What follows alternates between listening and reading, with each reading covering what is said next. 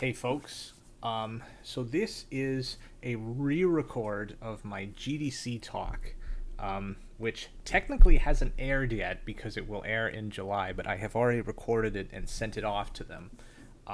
This is sort of the extended director's cut of it, or more of the friends and colleagues version of it. I don't think I am allowed to share it publicly, but I am sort of going to make uh, a private and more extended version of this talk, where I go into more detail on a number of the subjects and also provide a bit more background information. Because this talk, let me put it this way. It is blisteringly fast at 60 minutes and really is sort of like one full university course's worth of knowledge, like crammed into a 1 hour talk, right? Or even more than that. So it's it's tough to get it all into one talk, and the point of this talk is to provide information for video game puzzle designers that is useful and relevant from the realm of traditional puzzle design. And I sort of live in the intersection of both of these worlds, and so it was an interesting opportunity to make this talk. And in fact, I'm working at some point, a decade from now, I'll write a book on this topic, but I've been working on a series of lectures on the topic, and this is sort of a very condensed version of like 30 to 40 lectures on puzzle design topics, which I will get around to recording whenever I'm not too busy with all my other projects. But anyway, that's all the preamble. Let's get on with the show. So this is me, and this is me at an event called the World Puzzle Championship. This was back in 2019. It was in Germany, and those folks with me are Team Canada from that year.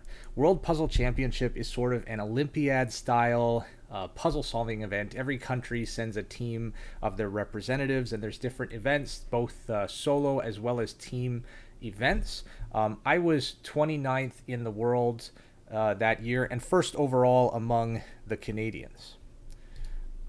This is one example of a team event from the Sudoku competition. They have a puzzle round as well as a Sudoku round. They're sort of different for historical reasons because Sudoku got so popular that it split off into its own event.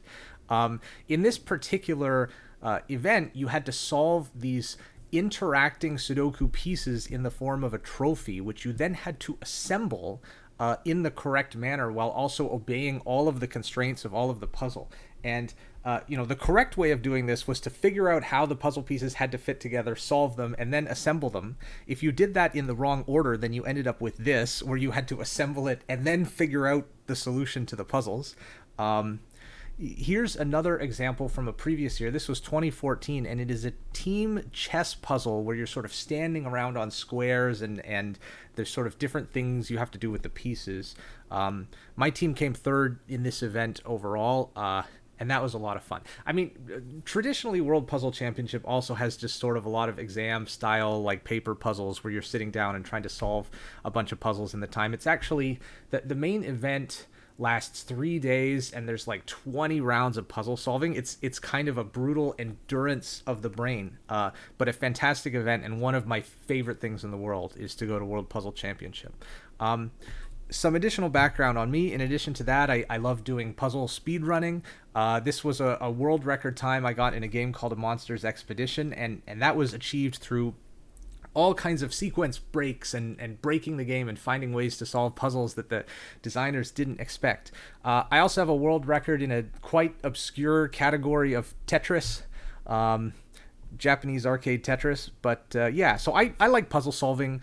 I did a little bit of poker playing. I've played in the World Series of Poker. I actually had a background before I did puzzles in math Olympiads and CS Olympiads. And I have 3 math degrees. I went to MIT, so I'm a bit of a nerd.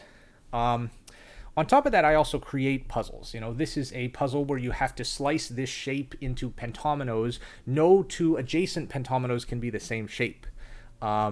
This is a puzzle. It's just a wooden assembly puzzle that I've made. I've had a lot of puzzle work published in online collections of puzzles, as well as on different puzzle blogs and sites over the internet, Grandmaster Puzzles, Adalogical Enigma, that sort of thing.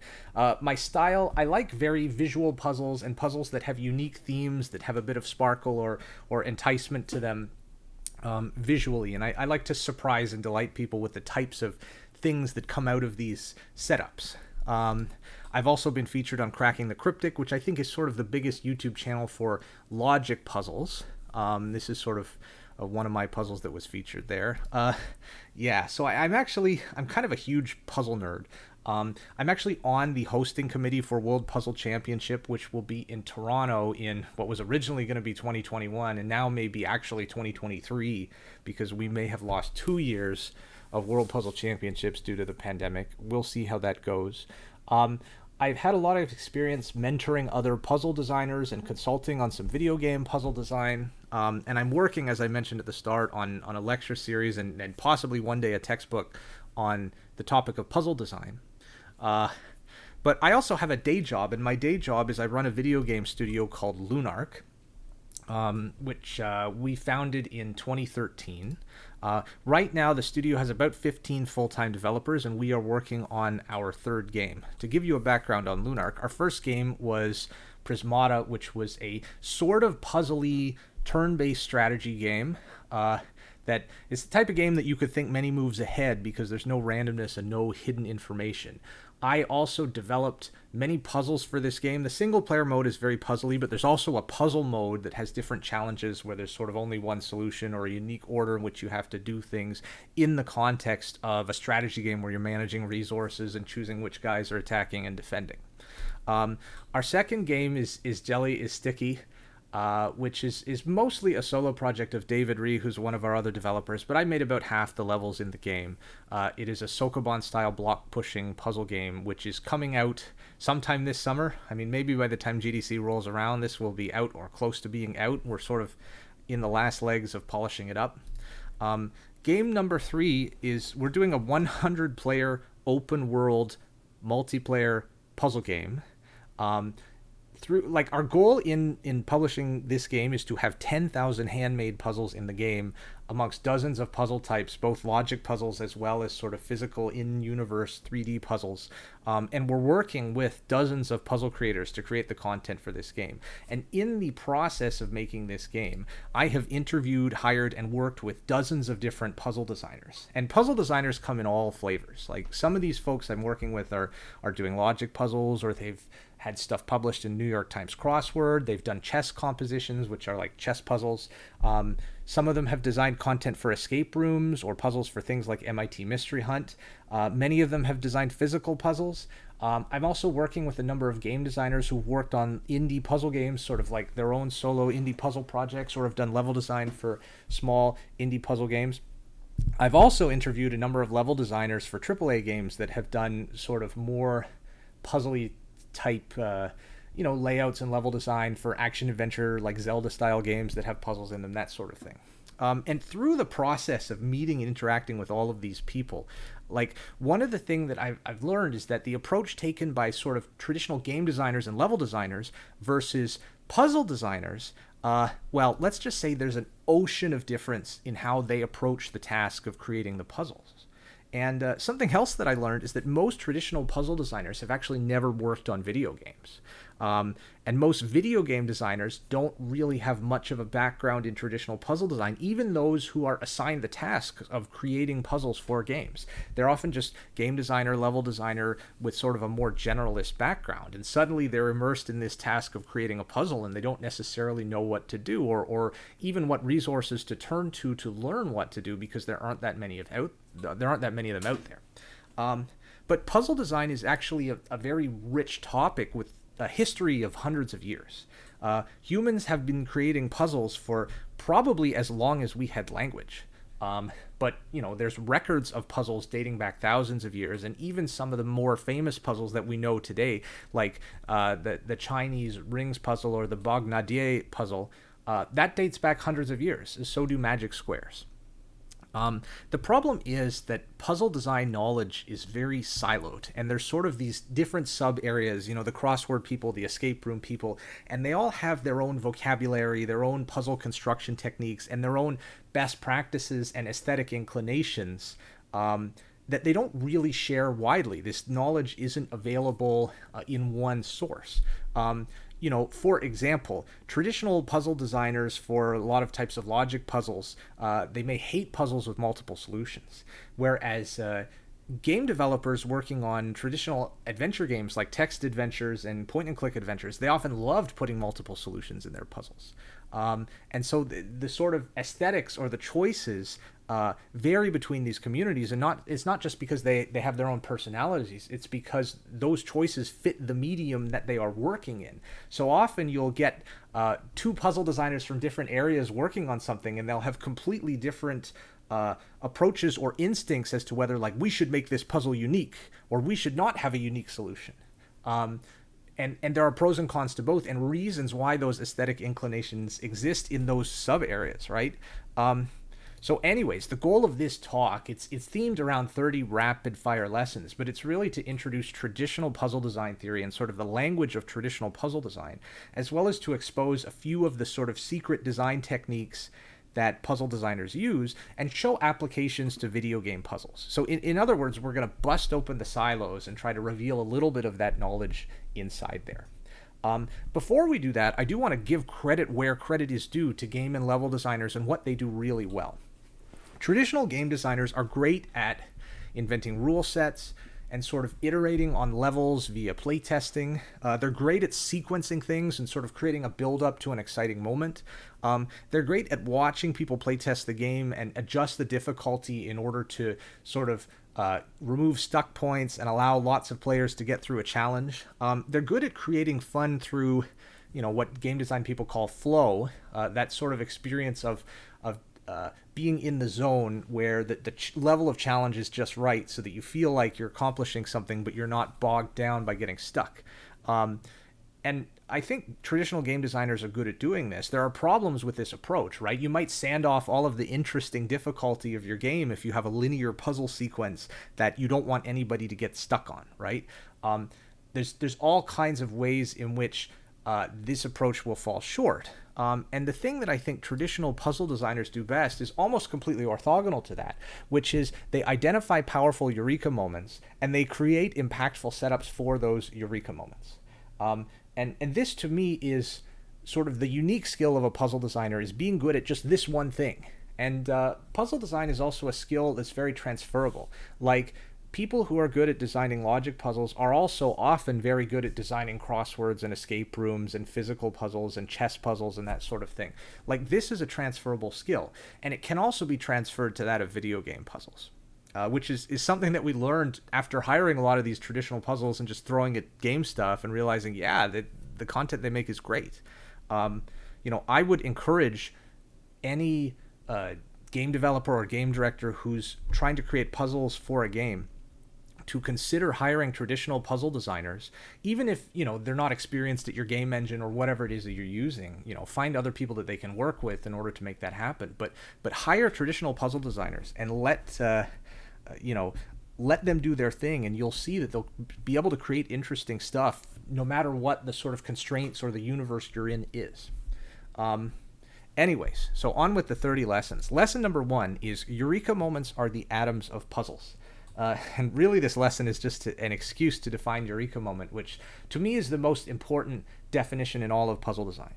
A Eureka moment requires 4 things to be true for it to truly be a Eureka moment. It's a sudden, pleasurable, fluent, confident feeling of understanding. It's that thing where, you learn something and you go, oh, I get it. AKA an aha moment, an insight, an epiphany. I prefer Eureka moment. It sounds more exciting than aha moment. And the word epiphany is sometimes a little bit religious. Some people don't like it. So Eureka moment, it is. The common example is sort of in Portal, where you learn that momentum is conserved when you're entering a portal, aka speedy thing goes in, speedy thing comes out. When you get that and understand it and then use it to solve a puzzle, that's a very powerful, very memorable feeling. And so what is a puzzle? I define a puzzle as anything that conceals a Eureka moment. Puzzles are basically mechanisms for causing amusement or pleasure via eureka moments. And they do so by taking that eureka moment, packaging it up, and conceal it in what could ostensibly be a challenge, but is really just a way to probe you in the direction of discovering that eureka moment for yourself. And so, the portal example is one, but even just like determining the weak point of a boss, like how can you defeat this enemy, that might be a eureka moment. Even just navigating around a level. This is an example from Super Mario Bros. 3. It's level 6-5, which it's one of the hardest levels in the game for young children, because the thing you have to do is the level actually loops on itself. When you finish the level, you go through a pipe and you just come back to the start. And what you actually have to do is get the leaf item, which allows you to fly, and fly up to this part at the top of the cave carrying a shell with you, and throw that shell to sort of defeat these enemies and break the bricks to get out this pipe, which is the secret exit. But you actually have to exit through this pipe in order to win the level, right? So finding that secret, learning what you have to do, and also executing that, flying while holding a shell, which is sort of non-trivial if you're not that adept at the controls of the game. That whole sequence is sort of a eureka moment of discovering what it is that you need to do to win that level. And a lot of level design where the question is not what you have to do, but how, right? That can often be a eureka moment. Lesson number 2 is puzzles are isomorphic to humor. And I attribute this quote to Marcel Danesi, who is a professor of semiotics and linguistic anthropology at University of Toronto. But he wrote this book called The Puzzle Instinct, where he talks about how the human brain is sort of wired to solve puzzles. And eureka moments have an interesting psychology. They're obviously a source of positive affect. People enjoy this feeling. They're highly dopaminergic, which means they upregulate memory formation, and they sort of buffer your norepinephrine, which means they reduce your stress and increase your persistence. Like the time when a person is least likely to want to quit playing your game is right after they've had a huge eureka moment. So their sort of impulse to continue pursuing whatever it was they were pursuing is greatly increased after a powerful eureka moment. And so these psychological factors are all identical to humor, right? So you can think of a good joke as also being a eureka moment. It's sort of a discovery where your brain lights up. You've just figured it out. And so all of the things that the tricks that game designers use to extend playtime in their games, like, let's put in some exciting music, let's add a joke, all of these sort of little blasts of dopamine that cause players to keep pressing through. Eureka moments are another ingredient in that tool set. They can be seen as things that once players have that discovery will make them want to continue pressing forward. Lesson number 3 is maximize the amount of sparkle. And sparkle I think of as the amplitude of eureka. This is a term that's very popular in crossword communities, and I think that's where it originated, but I am now using this term everywhere. Whenever I see a puzzle, I talk about how much sparkle it has, which really just means like how good is the eureka moment, how deep or memorable or long-lasting, or how dense is the puzzle in eureka moments overall. And so crosswords, the eureka moment, the sort of sparkle in them comes from a couple of things. One is the answers themselves being lively, and the other is the clues being clever or interesting. And this is literally just a random crossword. The day I was putting these slides together, I went on the New York Times and I took the most recent crossword, which was a Saturday from June the 12th, and I just pulled it in here. And let's find all of sort of the interesting things in this one crossword. So first of all, the actual word choice, these aren't just random words from the dictionary. Some of them are actually phrases like said I do, or he's dead Jim, right, from Star Trek. Play dirty, easing out. They're not necessarily uncommon things, but they're not just dictionary words. Like they're kind of cool, exciting words, impress me. I'm amazed.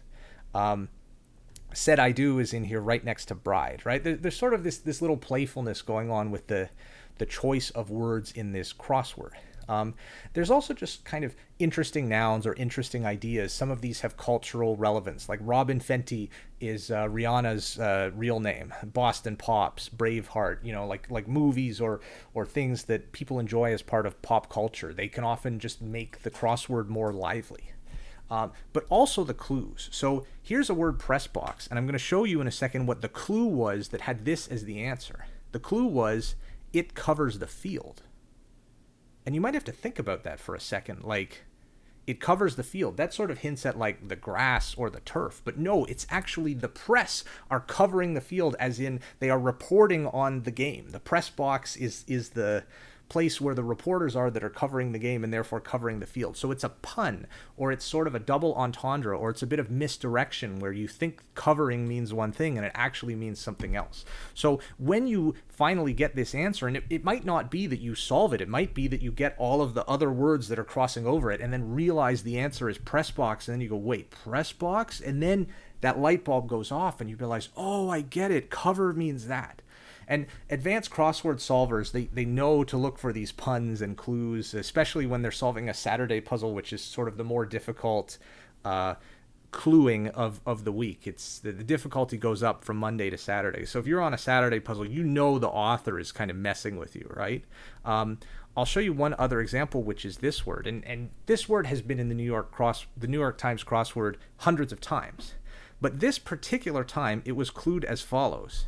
They might go for a few bucks.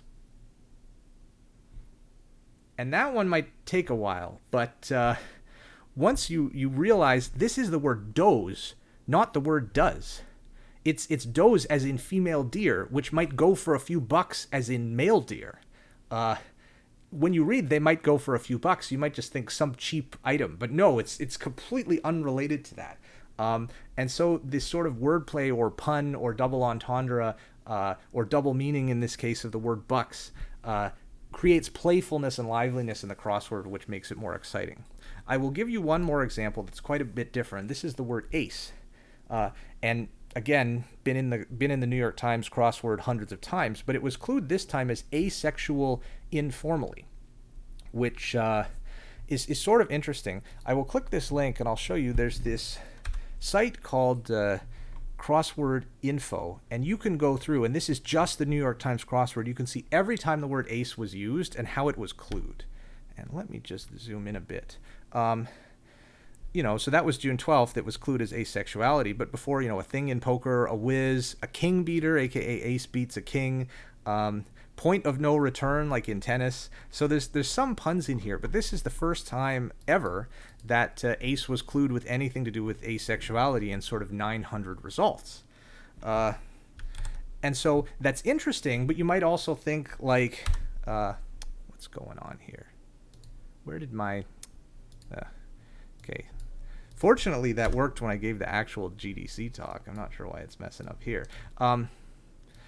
Anyways, so this is interesting for a number of reasons, right? One is the word ace as sort of slang to refer to asexuality has existed for decades, but it sort of hasn't entered the vocabulary of sort of common folks until more recently, right? So sometimes a word being in a crossword can kind of it can show that slang has made its way into the popular vernacular and be a sign that, okay, now this is a word that you're expected to know or you're expected to use, right? It can also give representation to an underrepresented population. I think there's no coincidence that this was saved for Pride Month, this particular clue. And, some people might think, oh, that's too political. It doesn't pass the Sunday morning breakfast test. I don't want to read about sexuality in my crossword. But there's other people for whom this is like really important to them, right? This could make their day. And be a thing that makes this a very memorable crossword for them, right? So whenever you have the opportunity to do that, you should consider, is this going to be something, even if it's only for a small portion of your solvers, that will delight them, right? And this is an opportunity to do that. So lesson number 4 is sort of the opposite of have lots of sparkle. It's avoid the chaff. And in the case of crosswords, the chaff, is this filler stuff that nobody ever likes in their crosswords. Like, you see these words in the crosswords all the time if you solve them all. It's the boring part. It's often called crosswordese. There is no sparkle in seeing this. When you see some river in Italy, it's that one 4-letter word and you just put it in, right? You don't even think about it anymore. Incidentally, this particular puzzle was an MIT mystery hunt puzzle where they had an image instead of a clue for each one of these words, and you had to sort of diagramlessly fill the thing. And when you realized that these were all images of crosswordese style clues, it was that in it of itself was kind of a funny Eureka moment. So this was actually a good MIT Mystery Hunt puzzle, but the joke of it being, just crossword words is kind of a funny in-joke among puzzle folks. Those aren't the only types of bad crossword clues. There's some other types. Green paint, when somebody says that's a green paint clue, they mean it's a meaningless word combination like green paint. If you see the word green paint in a crossword, then why are those two words stuck together? You could stick any two words there, and as a compound, it's not really more meaningful than the sum of its parts. You'll also often see what are called strained entries, meaning things that are barely words, like re-waters. Is that really a word? Not moody? I mean, yeah, okay, maybe somebody uses those terms, but are you just putting that in your crossword because you needed to sort of make the words fit? They're not necessarily interesting clues. A natick is when you have two unguessable names crossing each other, and this is, there's a long story behind what a natick is and why it's called a natick, but it's from Rex Parker's crossword blog, where one time he literally finished the entire crossword except for one letter, and it was the first letter in natick was missing, and the horizontal word there was the name of some actress that he had never heard of, so he just didn't know what that one letter was. And so there's this rule in crossword that you should never have two unguessable names that are crossing one another and sharing a letter. Here's another one, which is Aldi. Aldi is a grocery store chain. It's a German-style grocery store chain, very popular in the U.S. There's thousands of them. The only thing wrong with this clue is that, it's a popular grocery store chain in the eastern half of the United States and around L.A., but if you are elsewhere, you may have never heard of Aldi. And so if somebody clues this in the crossword, and the New York Times crossword is supposed to be a crossword for all of the United States, so they may not put this word in because it wouldn't be fair to people who don't live in an area where this grocery store exists, right? So making sure that the word vocabulary is accessible to everybody is important. Next, surprise is a key source of sparkle. The sort of lesson here comes from Sam Loyd, who is one of the most famous puzzle creators ever. If you've ever seen this sort of square rearranging trick, that is due to Sam Loyd. Also, if you've ever seen these trick donkeys where you have to place the driver such that he's, both drivers are riding both donkeys, and there's a clever arrangement of it that changes the way the donkeys look, that's also a Sam Loyd puzzle. But I want to give you another one of Sam Loyd's puzzle, which is a chess puzzle. This is a white to move and checkmate black in 3 moves puzzle. The sort of white to move in mate in 3 is what's called a stipulation in chess puzzles. It means sort of here's the constraint under which you have to solve this thing. And let me pop this out. So you might try a couple of things, you can capture this rook and put the king in check. And in fact, you can checkmate black doing that, but you cannot do it in 3 moves. It will take longer. The move that you end up having to do is just moving your king up the board. And if you're a chess player, that might seem like kind of a strange move, you're allowing black to queen here with double checking you with both the rook and the queen at the same time. It seems like this would be the last possible move that would enable you to checkmate black. And in fact, if you capture the queen, you cannot checkmate black in 3 moves. The thing you have to do is move away from the queen. And now you only have 1 move left. The next move, white has to deliver checkmate. And it seems like black should be able to stop this in so many ways. You can check the king, but actually white can block the check and deliver checkmate at the same time. And that's true even if you check the king here. White can capture the queen and then checkmate black at the same time. And in this puzzle, in this position right here, there are no less than 10 ways that black can put white in check, and for every single one of them, white has a response or a counter that simultaneously checkmates black, which is amazing. It's mind-blowing. It's one of the greatest chess puzzles that has ever been created. And when Sam Loyd created this puzzle, he sort of remarked that this was the most implausible move imagined, or imaginable. And why is my... it's going to be one of those days.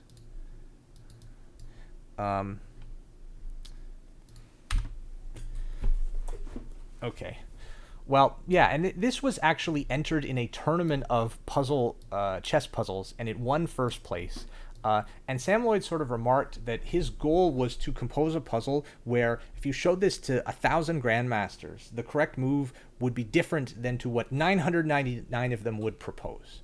And in fact, more recently with chess endgame databases where there's a giant table that contains every single position with 8 or fewer pieces, and whether white wins, black wins, or nobody wins, and how many moves it takes to win. People have been mining those databases for situations in which you have to do something crazy to win, like promote 2 pawns to both a knight and a bishop and nothing else works, right? Like people have been trying to find these situations in which the most absurd thing happens. And why? The answer is because this sort of surprise, this sort of unique discovery is what creates the Eureka moment and makes it very, very sparkly. It's like, this is totally implausible, and yet it happened. You're showing something interesting. And the next lesson is sort of interesting truths are the root of surprise, right? The thing that makes that chess puzzle interesting is that, like, that move is the winning move, right? That being a truth that is shared to you through the puzzle is what makes the puzzle have that sparkle. I will show you one other chess puzzle example, and that is this one, which is a smothered mate theme. The correct move here, I mean, it looks like white's in trouble. He's down the exchange, but there's an easy way to win, and it's to move the queen up here. And black cannot recapture it because there's a bishop guarding the queen, but black can recapture it with a rook, after which white can then move the knight here, checkmating the king, trapped by its own pieces. And this theme is called the smothered mate, and it actually occurs quite often in real chess games. And sort of the fact that this smothered mate is possible is itself an interesting truth. And the sort of value of this puzzle is its ability to convey that truth to the solver by setting it initially as a challenge, but then sort of the solver realizing, oh, okay, there's this cool thing that happens when you win. You might ask, why is the smothered mate interesting? And we can come up with a list of reasons. One, it's a very tough position. Like, normally you would be losing in this position as white, and so the fact that there's a way to win is somehow a turnaround or a surprise. Black is in fact one move away from winning in this final position. Like, black can take the queen here and capture down on f2 and then mate white in the corner, or black can back rank mate white in 2. Like, black has 2 mates in 2 here, but yet white was able to win. It also involves a queen sacrifice, which is always exciting, always interesting. There's this sort of dramatic irony of the pieces that are protecting the king somehow being the downfall. Like, if only that pawn wasn't there, the king would just be able to escape this check and it would be nothing, and black would be crushing here. But the fact that black is lost is due to its own pieces, which is somehow a dramatic irony. And finally, there's this lone knight delivering checkmate. Often in chess, you're delivering checkmate with 2 or 3 powerful pieces, right? But here it's just a knight.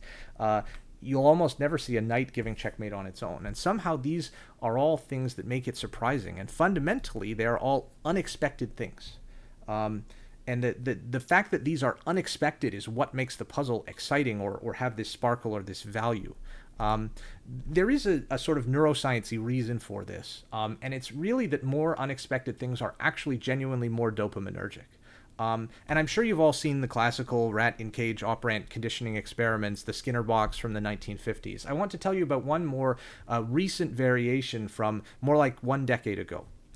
And in this variation, you have a rat in a cage, and there's 2 levers, and one of them gives the rat food 70% of the time, and the other gives the rat the food 30% of the time. And through pressing these levers, the rat learns, oh, okay, there's a good lever and a bad lever. It learns to press the good one. But then, behind the scenes, the people running the experiment switch the probabilities. And the rat will at some point realize that his good lever has gone bad and will try the other one. And once the rat realizes that that other lever, the bad lever, is now good, the rat will have this dopamine spike, right? And they're measuring this by putting sort of these probes inside certain parts of the brain and actually literally measuring the dopamine concentration. And they'll see that it's actually spiking. Not necessarily just when the rat gets food, but when the rat learns or discovers that the probability has switched and that the bad lever is now good. And so that's not the experiment. The experiment is what happens if instead of doing 30-70, you do 90-10 and then switch it to 10-90. Will you still get the same dopamine spike? And the answer is you actually get a bigger spike. And they sort of showed a correlation between the size of the spike and the amount of surprise. And essentially, the bigger the surprise, the bigger the spike. The more unexpected something is, the larger this dopamine spike is. And remember that, dopamine isn't just about reward or feeling good or pleasure. It's about memory and habituation and incentive and persistence, to sort of seek more of the same and to remember the discovery you just had. And the human brain, and in fact all mammalian brains, they sort of evolved to find novel and unexpected things interesting and to remember them strongly and to seek more knowledge upon discovering that knowledge, right? The dopamine reward system evolved 1 billion years ago in sort of primitive worms and sea creatures to motivate like feeding and mating and that sort of thing. But in humans and other mammals, it's been hijacked to give this additional purpose by evolution, and that's to incentivize you to seek and remember novel and surprising things. Your ancestors outcompeted their distant cousins because they were more motivated to seek novel and unexpected discoveries and were better at forming strong memories around those experiences, which were crucial to their survival. And so as puzzle designers, what we're really doing is we're exploiting this natural human puzzle instinct to find pleasure in interesting and novel discoveries, whether that's, making fire for the first time or making a stone tool, or speedy thing goes in, speedy thing comes out. And often when sort of novice game designers are making puzzles, they have this approach which revolves around, create a puzzle using some game elements, make it not too hard, and then the player will eventually win and feel smart. Is there something wrong with this approach? And, well, there's nothing wrong per se, but there's often a bit of confusion here, which I will sum up in the next lesson, which is Eureka is not Fiero. Fiero is this Italian word that means the emotion of overcoming a tough challenge, and I've heard now a lot of game designers are using this word for sort of that feeling when you're playing an action game and you finally vanquished a really difficult boss, or you're a speedrunner and you just got a world record, or you've killed a really hard boss in Dark Souls or Devil May Cry, or beaten a really tough fight in Doom Eternal on Ultra Nightmare mode. The Japanese have this word yatta that they yell when they've done something really difficult. And if you're comparing Eureka to Fiero, I think of them as two sort of completely orthogonal ways of delivering pleasure. And here I can put them even on an axis, right? Like, Dark Souls is a very Fiero-dense game, and there are some brutally difficult puzzle games that also sometimes the pleasure is mostly just the reward of having solved something really, really hard. But then there are games like Portal where the speedy thing goes in, speedy thing comes out is not necessarily hard. Like, you don't necessarily feel rewarded because you did a hard thing or you overcame a difficult challenge. The pleasure is through the discovery for the most part. And so this method where you create a puzzle and make it challenging and hope the player feels good or feels satisfied when they've solved it, I think of this as the Fiero approach to puzzle design. It's an approach motivated by valuing overcoming the challenge rather than learning the deep, interesting thing or making that interesting discovery that has the Eureka moment and has the sparkle. Both of these elements are there in various places.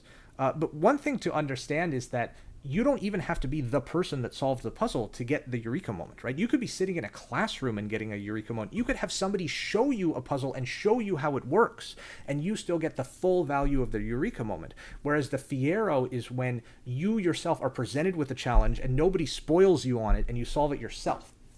And people who care a lot about spoilers, they're caring about preserving the Fiero. They're caring about preserving the ability for a player to make the discovery on their own, which heightens the experience by, in addition to giving you the Eureka of oh, this is so interesting, giving you the Fiero of, and I figured it out, right? It's those two things together that are combining synergistically, I would say.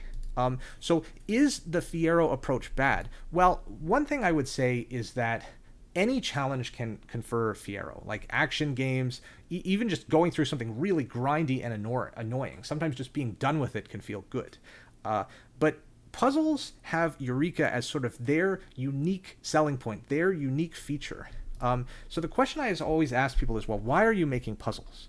Because many game designers use puzzles for what I call sort of the wrong reason, or maybe an underwhelming reason, which is just to sort of increase playtime or to give you a break between the action moments. Sometimes literally just to insert an obstacle so that the reward afterwards feels better, or so that you feel relief when it's over.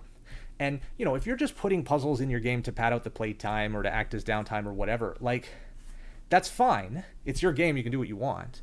But Eureka moments are sort of the soul of puzzles, the unique superpower of puzzles. So if your puzzles don't have interesting Eureka moments, then as a creator of art or as a creator of some creation that you're hoping players will enjoy, you're failing to live up to the aesthetic potential of puzzles as a medium. If puzzles are a really prominent part of your game, then I think you sort of owe it to your game to apply the same level of aesthetic scrutiny to the puzzle design in the Eureka moments that you would to, your visual art, your story, your combat, your character movement, the things that game designers traditionally care a lot about.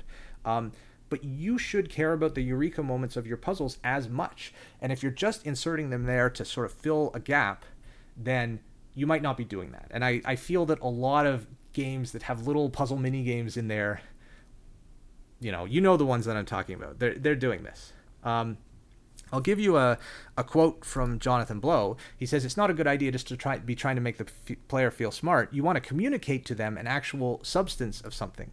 John is the guy who designed Braid and The Witness, and he's spoken at length about his approach to puzzle design in various interviews.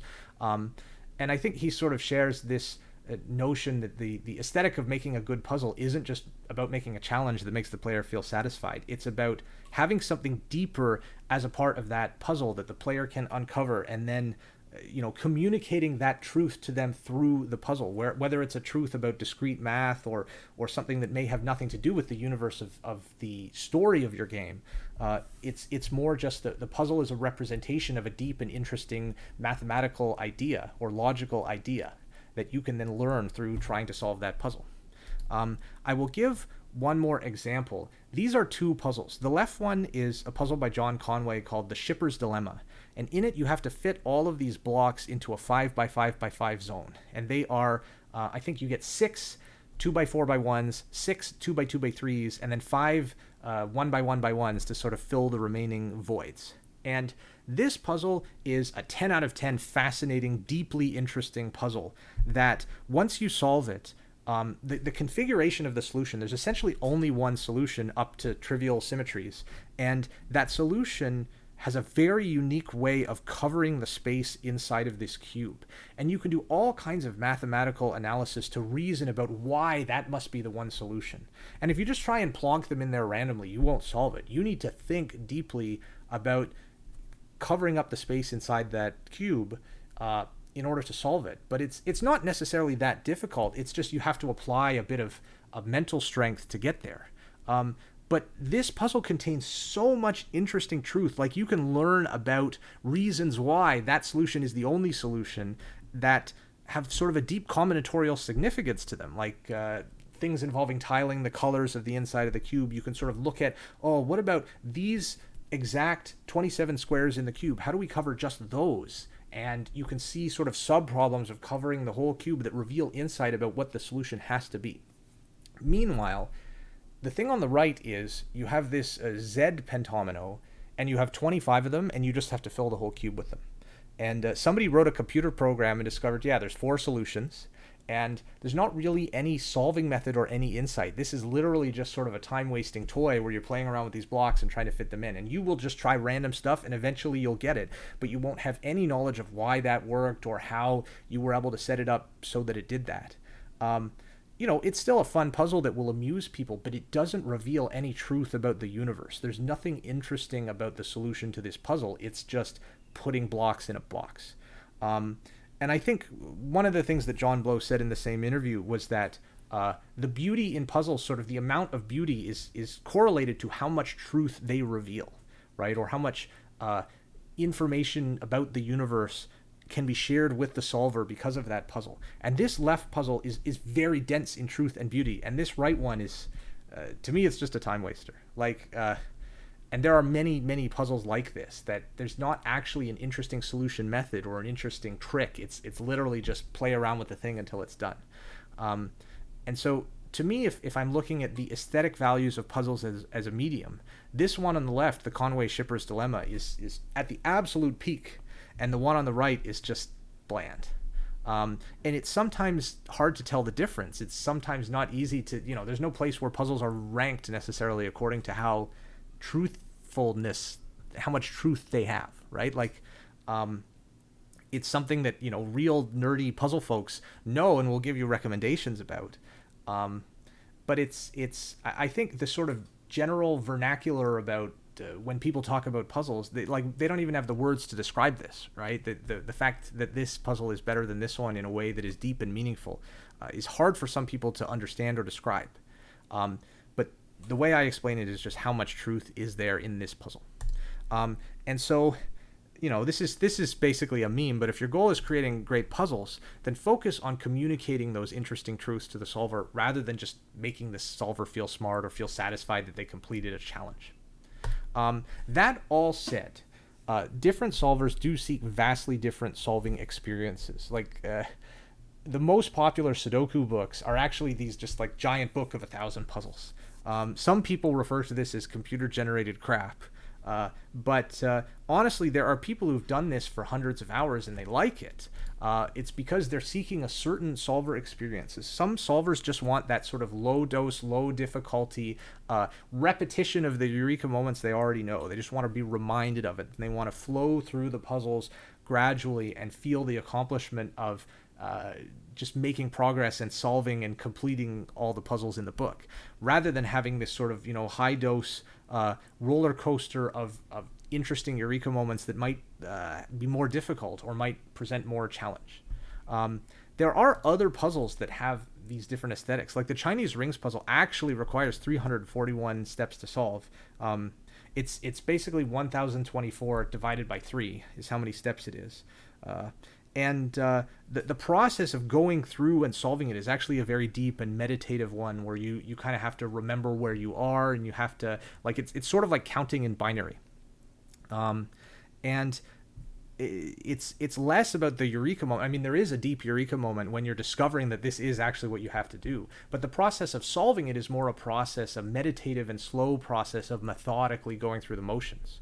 And there are puzzle designers that have taken this to the extreme. This is a puzzle called The 205 Minutes Cube by Alexander Leontev. And it's called the 205 Minutes Cube because if you were making 1 step per second, that's how long it takes you. And the way it works is it has all these little blocks inside with pegs, and you kind of have to like push and pull them out, and you end up counting up to 3 times 2 to the 12 in binary in the process of solving this puzzle. So it's quite a grind, but some people really like this. This is an expensive puzzle that people will pay money for because they want the experience of just like solving this thing that takes them a few hours. There are also like logic puzzles that are the size of a newspaper, and these aren't necessarily puzzles with sort of unique and interesting structure that all merges to one final climactic ending. No, you can start anywhere on the grid and just slowly go through it. But some people like this because they just want that slow meditative experience of solving a puzzle, and they want the excitement at the end of having done this big project, right? So people solve puzzles for different reasons. We try not to judge them, but like understand the sort of aesthetic goal of what you're creating and who you're creating it for. That's a part of creating any creation in any medium, right? So next lesson is Eureka is shareable. So this right here is Chris Ramsey. He runs the most popular puzzle YouTube channel on YouTube, where he's often solving these very interesting sort of trick locks and contraptions and things you have to get inside, things that have multiple steps. They're often called sequential discovery puzzles.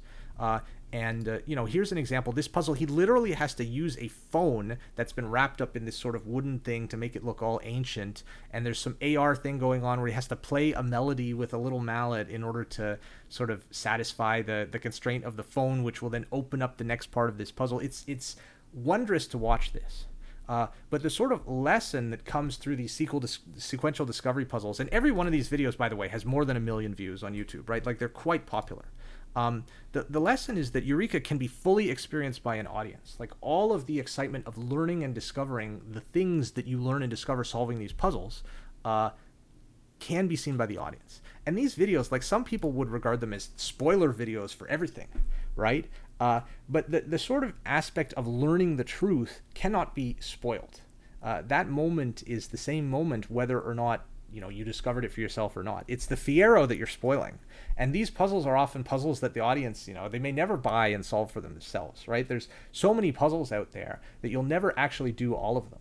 So the experience of watching somebody else do them can be a way of getting the Eureka moments without necessarily enduring the hours of trying to solve them yourselves. And some people prefer that experience, right? Like if you can just spend 20 minutes and get all of the Eureka out of a puzzle rather than spending 3 hours trying to solve it yourself and encountering a lot of roadblocks and getting stuck, but then ultimately overcoming it. I mean, those are two completely different experiences, but in terms of the value they deliver for time, they offer different things, right? So some people may just prefer to watch somebody solve these puzzles and learn about them. The next lesson, also relating to sequential discovery puzzles, is to create many Eureka moments. And this is a puzzle called the Lotus Box by Will Strybos.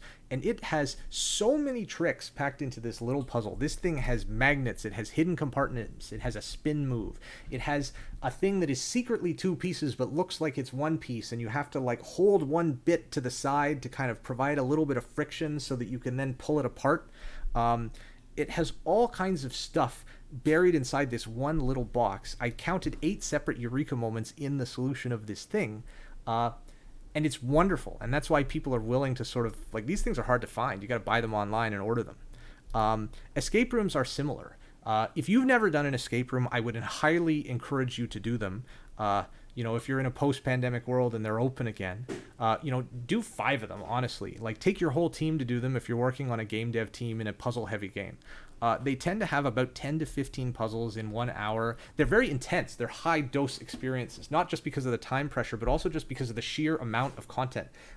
They're often extremely dopaminergic, highly memorable, so they can be kind of addictive. There are people that, I've done 400 escape rooms, right? They literally have their tally, and, their credo amongst themselves is never think about the total amount you've spent on them.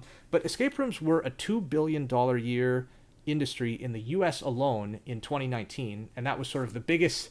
They were still growing, in fact, before the pandemic hit, and who knows whether they will come back to that extent afterwards.